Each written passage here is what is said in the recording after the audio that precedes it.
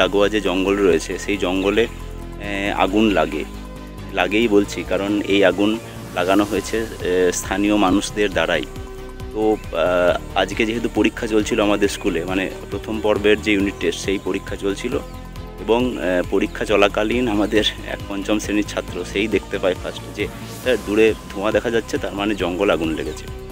তো যাই হোক, যথারীতি পরীক্ষা হলো। পরীক্ষা শেষ হওয়া মাত্রই আমরা বেশ কিছু ছাত্রছাত্রীদেরকে নিয়ে আমরা জঙ্গলে যাই, এবং জঙ্গলে গিয়ে প্রায় পৌনে 1 ঘন্টার চেষ্টায় ওই আগুন নেভাতে পেরেছিলাম। আমাদের শিক্ষকদের তরফ থেকেও আর কি প্রচার করা হয় বিভিন্নভাবে যে আগুন লাগানোর ক্ষতিকারক দিক সম্পর্কে।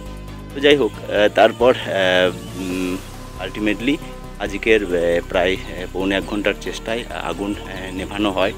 যদিও একটা জঙ্গলে নিভিয়ে তো ব্যাপার নয়, মানে চারপাশের জঙ্গল, চারদিকের জঙ্গল জ্বলছে। তো আমাদের স্কুলের তরফ থেকে, আমাদের ছাত্রছাত্রীদের তরফ থেকে প্রত্যেকের কাছে অনুরোধ, জঙ্গলে আগুন লাগাবেন না।